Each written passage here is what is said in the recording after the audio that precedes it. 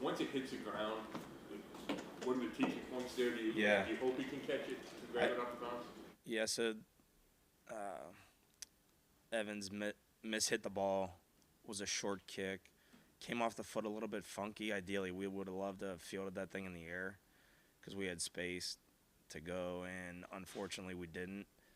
Um, and then, coaching point on playing the bounce is ideally you'd like to be about 8 yards from the ball and square, like head up on it. And then if it kicks right to you, then be able to field it. Otherwise, he said it was spinning in a funky direction. It kind of was. You could see it on the replay. But yeah, after that, get away from the ball because you don't want anybody to have any contact that you don't want. So unfortunately, we did not field the ball. I wish we would have been able to. How much improvement have you seen out of the punt return game since James has taken over the last couple of weeks? I think it's been good. I think our interior's done a good job. I thought we're playing pretty well on the perimeter. Have not had any penalties in recent weeks, which is a positive thing. So we'll keep emphasizing that. But he's done a good job of getting downhill and getting what he can get. And I think we averaged like 15 a return last week, which is good. Just missed that opportunity, which we would have loved to have had. We probably get at least 15 on that return, maybe more, and then now we get drive start on the 1, 2, whatever it was. So that was unfortunate for us.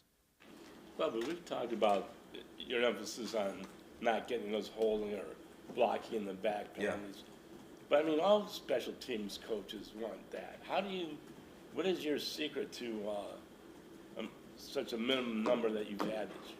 No, I don't think there's any secret to it. I think it's the emphasis that you put on it, each week, and then trying to educate our players on how the game is being officiated, and then support that with clips from throughout the league where other teams are making fouls, and then you can kind of like understand how those calls are being made.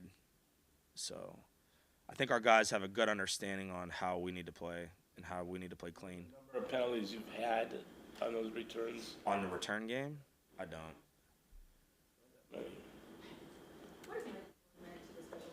What kind of impact has he been able to bring your team? Mike Ford. He brings a lot of energy. He brings a lot of speed, toughness. He's the kind of guy you want to be able to coach and to, impact your unit. Our guys gravitate towards Mike. He works hard week in and week out, puts a lot into it, prepares well. So he's done a nice job for us. Been a good spark. How has he grown this season, just in that learning and grown more comfortable in that role? Who's that? Mike, sorry. Grow it this season. Yeah, I think he's done a nice job. He's a guy that I've always liked watching on crossover tape. Have never really had the chance to go against him consistently, not being in like the same division or anything like that. But he's done a really good job for us. I think he's improved for sure as the season's gone along, and he's a guy that we look at to give us some energy to that unit. He's an infectious player, and I enjoy coaching him. Along those lines, I mean, how important are those core kind of guys who have that energy when you're a new coordinator on this team and trying to establish things, and how helpful is he with just that intangible stuff? Yeah, I think that when we first started, it took a little bit longer to get that, the camaraderie amongst our group, and now I feel like we have, I would say, good continuity within the unit. You have Matt Adams, Mike Ford, Jordan Kanashik, Tony Fields, all those guys, Pierre Strong, all those guys have done a really good job and complement each other well. I think we're doing a good job of playing complementary to each other within the unit, and everybody feeding off of each other and playing team football. So I think that's been good for our unit. What stands out to you about this Jacksonville special teams unit? They're a good unit. I've gone against this team for the last 5 years, being in Indy in that same division. I've gone against their coordinator, both as a player and as a coach. Heath does a nice job with them. I think they're a tough group. they've got some instinctive players, and 42 Wingard, 57 Johnson. Both those guys are really good players. They have good specialists. Brandon McManus is a veteran kicker who's been in the league for a long time in Denver. And then I think their punter is one of the best in the league. I think he's super talented. Cook, number 9, he's very, very impactful player for them. So I think that he does a really good job for them. But with the weather, who knows what it's going to be Sunday, right? It might be windy and rainy, but we're in December, so it could be whatever. Yeah, you never know what you're going to get here. Do you have any different message for your guys? Do you have any different, I guess, coaching points when it could be an issue for the first time? No, I mean, we've played in some weather games this year, and the opener against Cincinnati, we had rain in that game, so our guys will be ready to go. I know things happen, obviously, in game, but did Dustin come talk to you at all, or like you guys have conversations after the missed extra? Yeah, the missed PAT. We need to convert. We really do. We need to do a better job of really just focusing on making that kick and doing everything we can to have the best mechanics, the best finish. Can't miss that opportunity. We needed to be able to convert there. That hurt our team, and yeah, it was unfortunate. Is there any commonalities with what he, on that kick and the one he missed in Baltimore, in terms of what he did on those kicks? I don't think so. I think every play, every kick is different. We're playing in a controlled environment inside where there's really not a lot of. I mean, there is open air in that stadium, but it's not anything that would affect anything like that. I think we just got to do a better job of finishing on the kick and really focusing on our mechanics.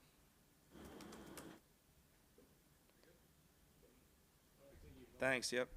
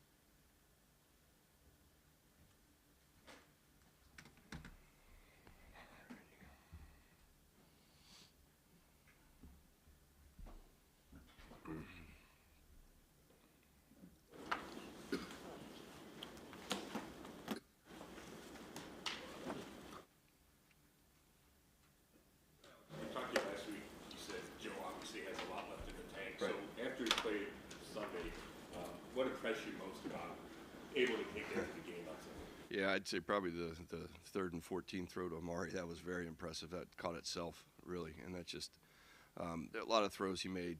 You see it.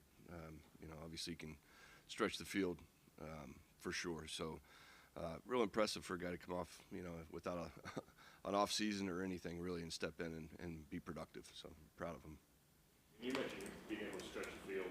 He thought that finally showed, or that showed up in the run game in the second half. Like, do you think that's something that will carry forward, that his ability to hit all parts opens things up for the run game? Absolutely. Yeah, I definitely will. It all plays together, obviously. A little different style of QB than we've had, but that we're used to that. So we can always adjust and adapt, and always going to play to our guys' strengths, whoever's in there. He's taken a hit, absorbed a blow, been out there with his teammates, had the pads on again. How much better do you think he'll be this week if he gets Oh, a started? ton. I mean, there were a handful of plays in that game where, if he'd been here through training camp and knew all the adjustments and rules that, we weren't on the same page oftentimes, not often, a few times where a week better of just understanding the system will clean that up. We saw him he was peeking at his wristband a couple times, even under center. Is he just getting like the last little details on pass routes, or what's on there that's? I mean, play calling's always is difficult, especially when you're just getting thrown into the mix like he is. So, it's just the wristband is kind of like a security blanket just in case. He does a great job of learning the play calls each week, and that's just in case you need it. So we'll call the play to him and say, hey, by the way, it's wristband. So a lot of times you'll see quarterbacks just refer to it, make sure they're calling it correctly. When you get to the line of scrimmage, you're just, oh, shoot, what was it again? Kind of confirming it, and that's where we are right now. Yesterday, a lot of that play action looked really good with him. Is that just because he's got all those little subtleties down so well? I mean, does his size lend to that as well? Yeah, I mean, that's how he grew up, under center, running the ball and play action. So all the ball handling he's very familiar with. That's something we definitely put a point of emphasis on, is making him look as much like the run as possible. I was there a couple drop passes in that game in LA. What do you think the common thread to that is? Because you've been, not you, but the team's been dropping more than any time since you've been here. Yeah, I don't think it's anything that we've done differently. To be honest with you, you kind of go through these streaks at times. I mean, we work fundamentals of catching every day, so it's nothing that we've not like all of a sudden stopped catching the ball at practice like we do it daily. So, sometimes it's just, oh man, I got the drops right now. It's like my driver, Oftentimes it's left, and then all of a sudden it's right. So we just got to correct it and not worry about it as much as just getting it. Hey, just catch the ball, and we will. You don't think it has anything to do with guys getting used to a different quarterback all the time? I don't think so. I don't. I don't think there's a huge difference of velocity from each guy. There's some difference, yeah, but that hasn't seemed to be the issue. Whatever quarterback in the last few days or few weeks, we've dropped the ball, so we got to handle the ball better. I know that you probably want to leave this in Kevin's hands, but just to get it on the record, I mean, can you announce yet or say anything about whether or not Joe will start? Yeah, we're still working through all that, Mary Kay. We still have to get Dorian all the way through the process right now. So until he officially clears, there's no real decisions to be made. You guys, I know you can't control the injury situation week to week, but this has been an ongoing challenge for you guys this year. When you're going through these weeks not knowing who your starter is going to be, is that as big of a deal for you guys as maybe outside the building sometimes it gets made out to be? It's a big deal. Again, it's our jobs as coaches, again, to put a plan together, to put whoever that player is in the best situation for success for him and for us. So again, it's honestly, after going through the COVID years and all that, this is like, it's part of the deal now.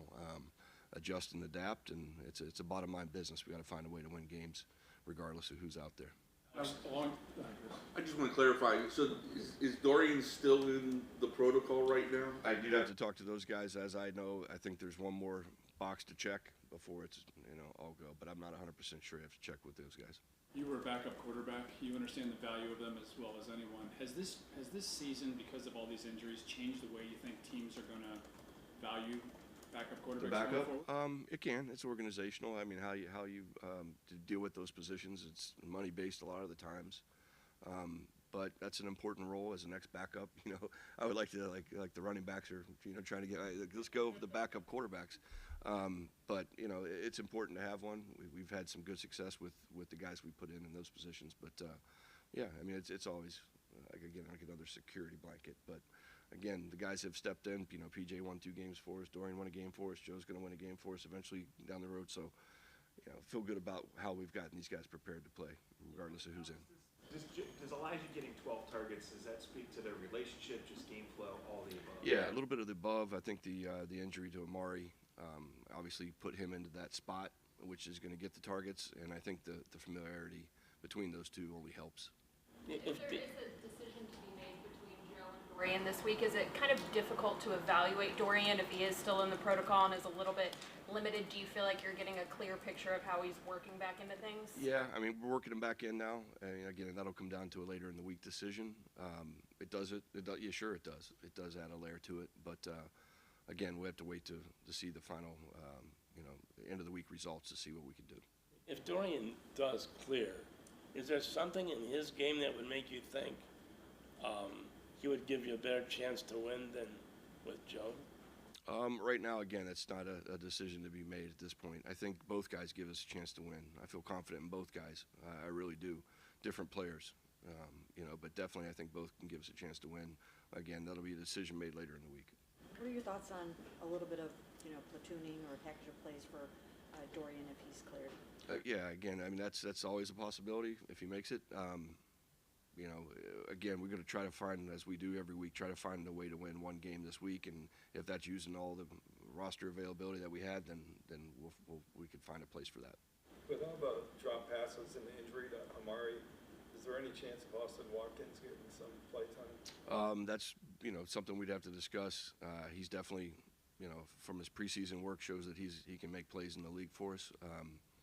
Not exactly sure of the availability of those guys, but he is definitely an option. Without Amari, if he doesn't play, how do you handle it? He's such a big part of what you guys do. Who needs to fill that void? Yeah, everybody, really. It's big shoes again. Everybody's going to have to step up. David Bell's going to have to step up and make plays. He does every week. He's Mr. Consistent. You ask Dave to do a job, he does it, and he catches the ball. I mean, he's just, you feel really good about him taking some of those reps. Elijah will play more in that position at times. And then he continues to grow and come on. So those are the 3 main targets. And then our tight ends will have to take some of that weight as well. So we'll have to spread the ball around. But we did a good job of that last week. I think we had 9 receivers. So, that's something that we feel good about. We're definitely going to have to find multiple people to fill that role. You also see David Njoku become more targeted in that? Absolutely. Each week you go into it, you think about the players and not the plays, and David's top on that list. Harrison caught a touchdown for you last week. Just where's his game at right now? Yeah, Harry's a really smart player, headsy, always in the right spot, always doing the right thing. It's good to see him have success and catch a touchdown pass. I mean, he's a really good route runner. He gives you everything he's got in the run game. He's physical. Some of the kick-out blocks he's doing right now for us, that's a physical block.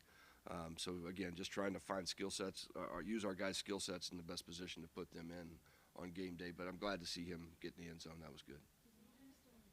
Protocol, and will he practice today? I'm not sure where he is. I think he still is. I'm not 100% sure, Mary Kay. I know that there's still more hurdles. It's different now than it used to be. But, yeah, he's got to check some more boxes, I believe.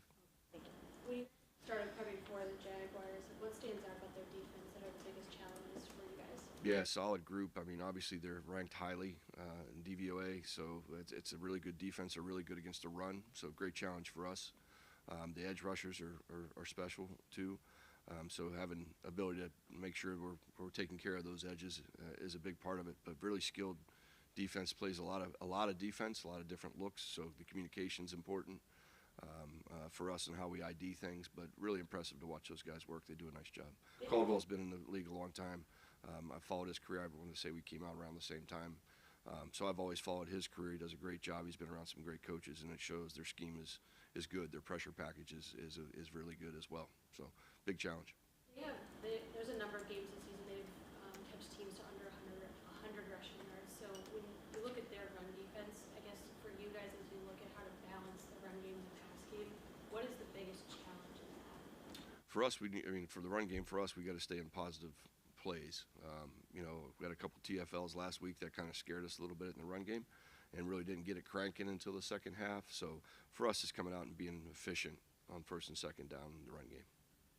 If the decision ultimately is Dorian this week, obviously he can't be on the practice field while he's in protocol, but can you give us an idea of what he is able to do to prep for a game while he's in the protocol? Sure. He's in practice now for us, so that there's different levels of that protocol. So right now he's available for work, so he's getting work out on the field, getting reps, and again, he's just whatever he has to do at the end of the week to get a green light. We'll see, but that's what he's doing. He's not off the field right now. He's with us. Alrighty, thanks, guys.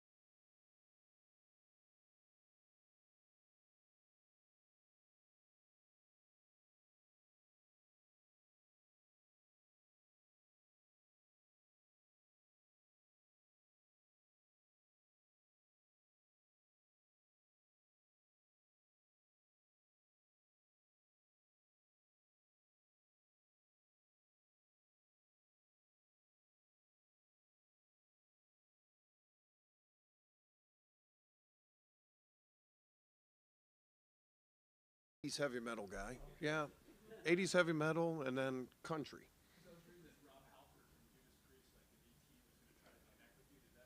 No. I'd only been practicing for that gig for like 25 years, but yeah. Jim, heading into this game, what's it like kind of not knowing whether you're going to have Trevor or CJ, and how does it impact your preparation? Yeah, there's a lot of uncertainty going into this game from just the weather.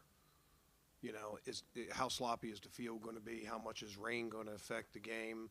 How much is wind going to affect the game? And then, maybe Trevor Lawrence plays and he's himself and he has his full mobility. Maybe he plays and he doesn't have his mobility. And then maybe he doesn't play at all and Beathard plays. So I think that, our game plan is probably about 25% bigger this week. And it's not actually going to be 25% bigger within the game. It's going to be 25% bigger to be able to handle all the different things that have come up. Fortunately, this time of year, adding stuff that maybe you'd done earlier in the year doesn't take as much gasoline to get to the game plan.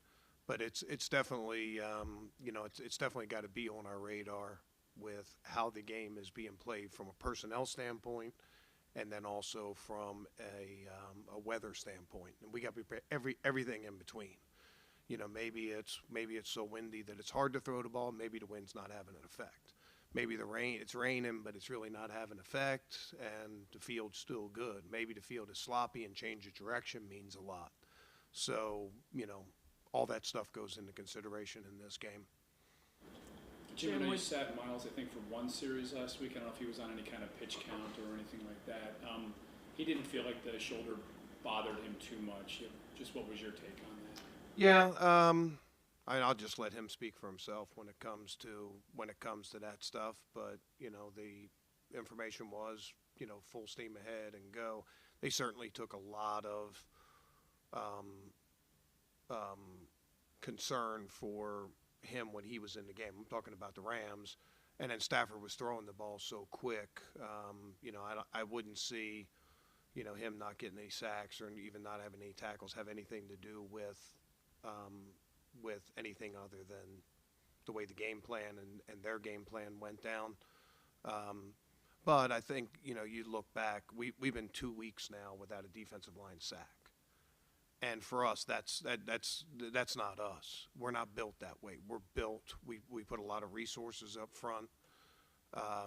We have a lot of good players up front. We have a lot of talent up front, And we're at our best when we can generate pressure with four-man pass rush. And in that game, the only time we were really able to generate any pressure was some blitz stuff. So we got to get back to that. We got to get back to clocking the quarterbacks and to building everything off of our four-man pass rush. And that's just not Miles. That's Z and Obo and Balvin and everybody else. We play 8 guys up front. Everybody gets significant reps up front. So we just haven't had, one guy not have sacks for a couple of weeks. We've had 8 guys not have sacks for a couple of weeks. And that's, that's something that's definitely on our radar. And when we're at our best, we can blitz on our terms as opposed to having the blitz to get pressure. And we're built that way. I expect to get back to that.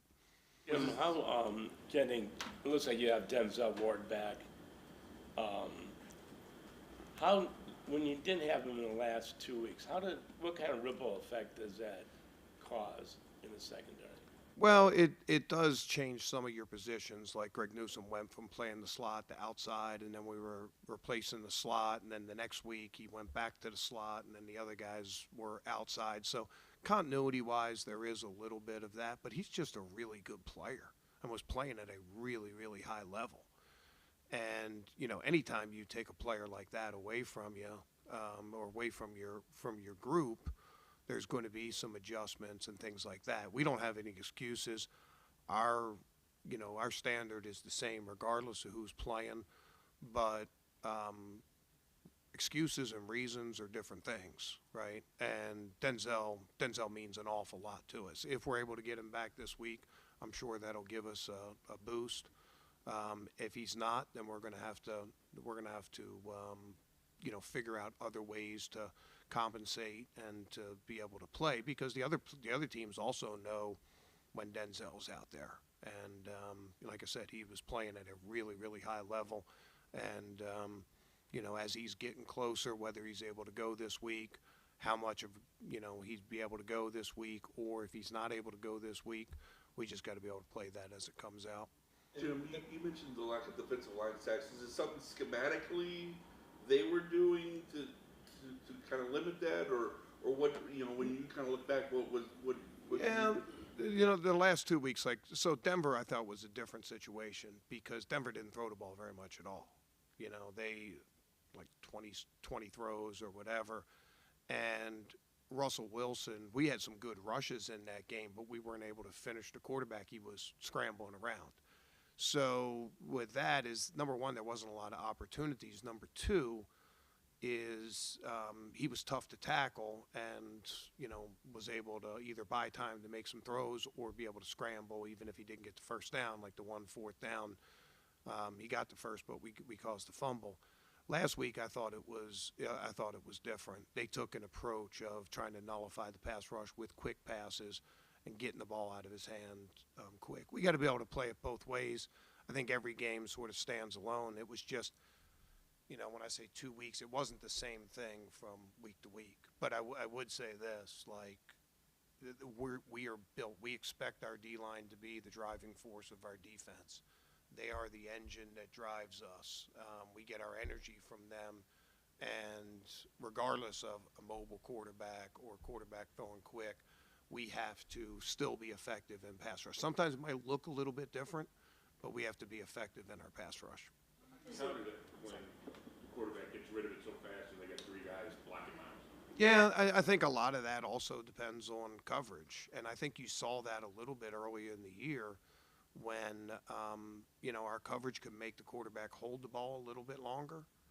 And, I think you go back and, watch the San Fran game, and I thought that was one of the best games that we had as far as playing complementary with our pass rush and our pass coverage. There were some real difficult things in pass coverage in that day. And we weren't always perfect. It was dirty a lot of times. And sometimes, with all that, excuse me, all that motion and changes and everything else, we lost guys a couple times, and we didn't have quick coverage on it. But the pass rush kept the quarterback from finding it. And there were other times where our coverage bought us a little bit of time to be able to get there. So I would say this, when the quarterback is taking an approach of throwing it quick, it does put more of an emphasis on tight coverage, right? You know, don't give them quick answers, you know, and, you know, I don't, there weren't a lot of quick zone answers in that game, but there's some things we can execute better, and just a little bit in our man leverage wasn't great in that game. There's too many times that we lost our leverage, whether it was a boot, whether it was play action or just a route, or even, you know, we ran an exchange, a zone blitz, and we gave up a big play on it. That play, I mean, the passes we give up on that play should be 5 to 10 yards. Should never be a deep play. We didn't execute that well. Juan is real close to, you know, getting a sack or affecting the quarterback. We didn't make the quarterback hold the ball long enough. We didn't execute well on that. Yeah, yeah. Play, what was supposed to happen then? Was that a case of Stafford knowing you and taking advantage of them? I don't think it's knowing me, because we didn't run that scheme when I was in Detroit. But it's something that we've had a lot of success with this year. We have a lot of different versions of it, but we've had a lot of different, it's been a very, very high percentage play for us. We just didn't execute it well enough. I'll leave that to the PFF people and everything else. But we definitely broke down in our techniques. Like I said, it's no secret that that's a zone blitz, but it wasn't executed the way it needs to be executed.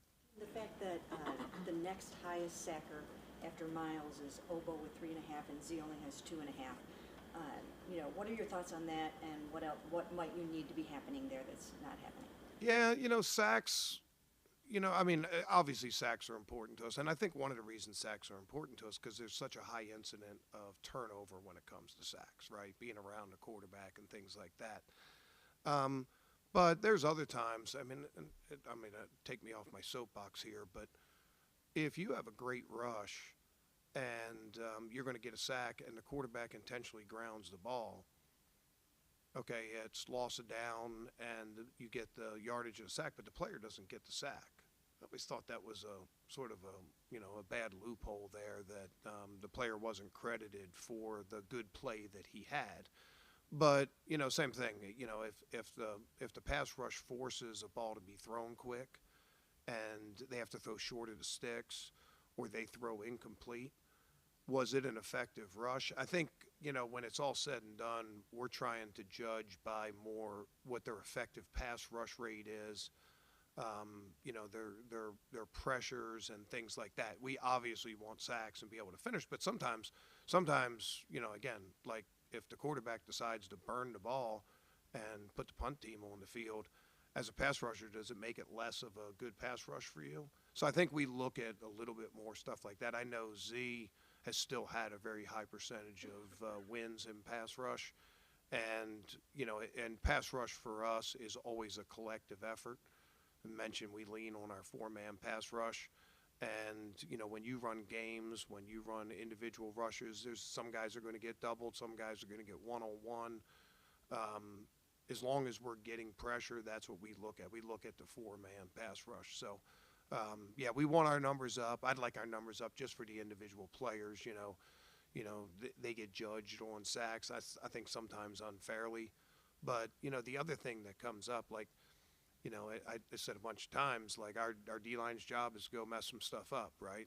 And that last game, we had 0 sacks and we had only 1 tackle for a loss. And when we're playing our best, it's 6 or 7 tackles for losses in a game, and 2nd and 12 and 2nd and 14. We were never able to gain that advantage in this ran games. We need to get back to those kind of penetration. Disruption on the run, you know, and this is just me on my soapbox, but, you know, if it's a run play and you get a 4-yard tackle for a loss, 2nd and 14, it's 1st and 10 and you get a sack for 4 yards, 2nd and 14. You know, has it affected the defense? Has it affected the play call the next play? Probably not. The biggest thing is the more you're around the quarterback, the higher percentage chance for turnovers. And our turnovers haven't been where they need to be either. And I think that can be that can all get spurred by being around the quarterback more. I mean, is that also, Jim, I know you talked about it last week a little bit, but the third down stops, and I know a little, not quite on par with what you had been this past week either. Is that just a matter of still getting to the quarterback helps that a lot more? Yeah, you know, I'm not big on league rankings, but our percentage is still pretty good on third down. And a bad day for us is probably not a bad day for, you know, a lot of the rest of the league, and that just goes to the standard and the way we played, and we need to be able to get back to that. But that ability to stop drives, extremely important to us. And, you know, just like Jeff had talked about with Denzel means a lot to that. Our pass rush means a lot to us. We put a lot of time in our third down package. We have good players. We have a good complement of blitzes. You know, and sometimes third down can be a good disinfectant for, you know, sometimes like maybe your run defense or giving up a big play. If you can get that third down stop, it just disappointed this last game of, you know, we gave up the big play, which we shouldn't give up. But, you know, then we played some pretty good football until there were 6 minutes left. I mean, basically you give up 13 points until there was 16 or 6 minutes left. And we just got a big third down stop, got the ball back for our offense, and then we had an unfortunate turnover. And then we just fell apart after that. And that's the thing that was most concerning about that game. It wasn't, you know, like, look, it's football. You're going to have sometimes you don't execute as well. Maybe you give up a big play, or maybe you don't get off the field on the third down. But, you know, I thought we were past that after that Baltimore game. But, you know, I think that, you know, like after that turn, we hold them to a field goal there.